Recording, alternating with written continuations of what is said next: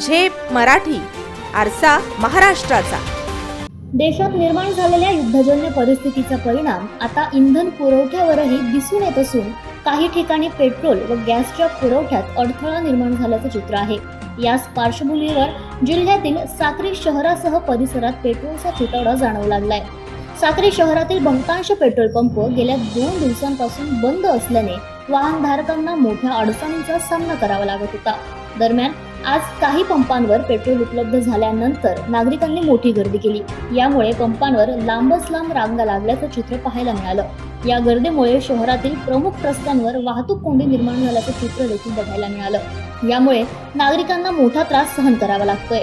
Petrol पुरवठा सुरळीत करण्याची मागणी नागरिकांकडून करण्यात येत असून प्रशासनाने तातडीने लक्ष घालण्याची गरज व्यक्त केली जाते।